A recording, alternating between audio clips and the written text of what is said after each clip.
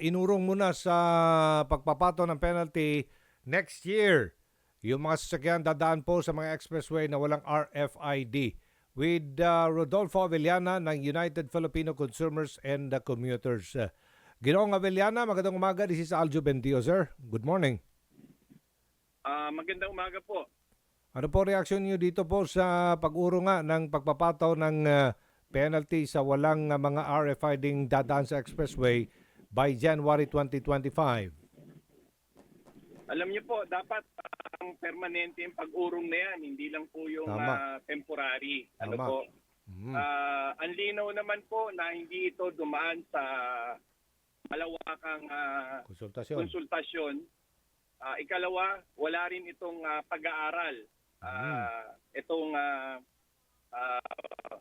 memorandum circular ng TRB at ng LTO na ito. Aha. So, pinapakita lamang dito, Sir Aljo, na talagang regulatory capture, yung ating TRB pagdating sa mga concessionaires o yung mga kumpanya, no, nagpapatakbo nitong toll roads na ito, ano po?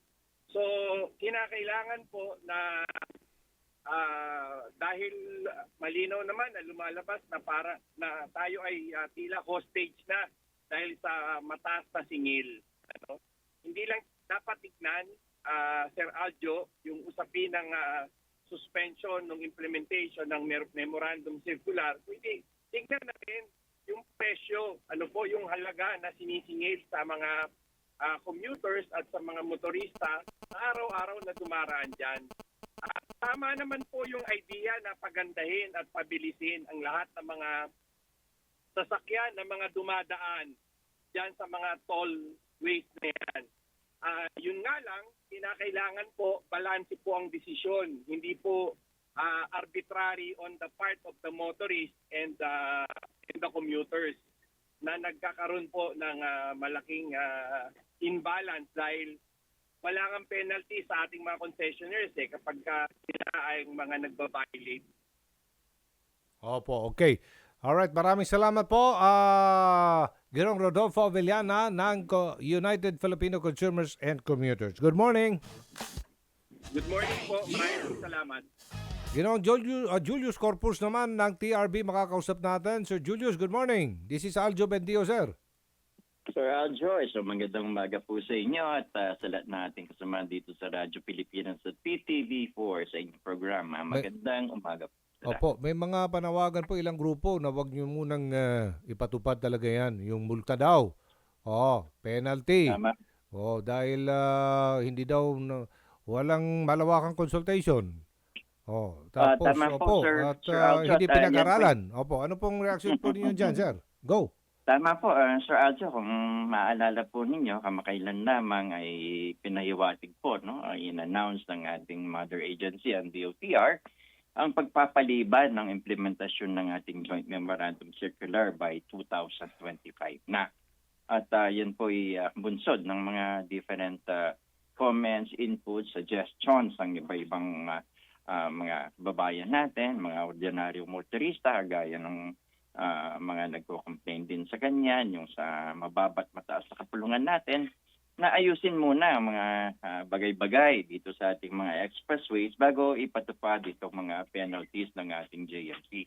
So yan po sa ngayon na meron tayong pagkakataon na itong mga toll operators na ayusin at lalong pagandahin ang operasyon nila sa kanilang mga ETC systems at mabigyan natin ng tamang panahon din itong mga motoristang wala pang RFID na magpakabit ng RFID at at the same time magabayan sila sa tama't wastong responsableng paggamit po, Sir Aljo, ng mga ETC lanes natin. Opo, yung mga toll operator na mabibigong may patupad ng mga polisiya, ano pong kaakibat na parusa sa kanila? Ayun.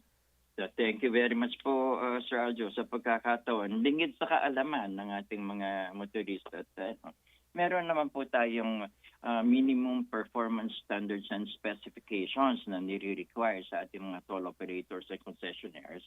At merong kaakibat na penalty yan if they don't comply. Katunayan nga po, we will be issuing soon another parang non-compliance report.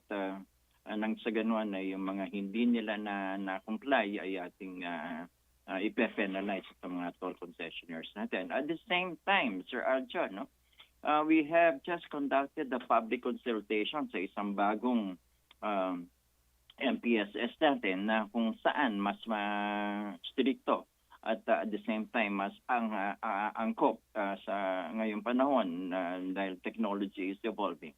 Nagdaos po kami ng public consultation diyan sa panibagong mga requirements last week.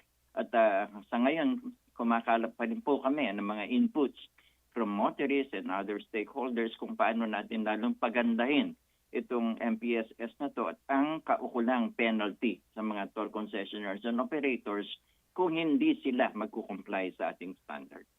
Po, abiso na lang po sa publiko at mga motorista. Sir Julius, go. Maraming salamat po muli, Sir Aljo, at sa lahat po ng ating mga samahan dyan. Nakikiusap po kami sa inyo na number one, bagamat meron pa rin po tayong mga issues sa ating mga toll collection systems ng ating toll operator, yan naman po binibigyan ng pansin at inaayos at ginagawa ng paraan. At karaniwan naman po ng mga malalaking issues noon ay naayos na.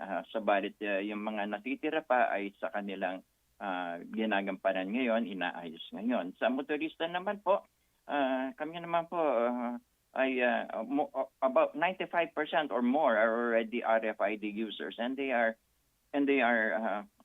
benefiting from it. Yung remaining 4 to 5% na hindi pa nagpapakabit, sana habang may oras pa bago natin i-implement ang lahat ng mga contactless and cashless programs natin, interoperability project natin, ay magpakabit na po kayo ng RFID habang hindi pa masikip, hindi pa madali pa magpakabit at hindi pa marami ang nagpapakabit sa ngayon. At nagnanais po kami na mabigyan kayo ng mabilis, maayos at ligtas na paglalakbay sa ating mga expressways. Maraming salamat po muli, Sir Aljo, sa pagkakataon. Thank you. Thank you. Sir Julius Corpus.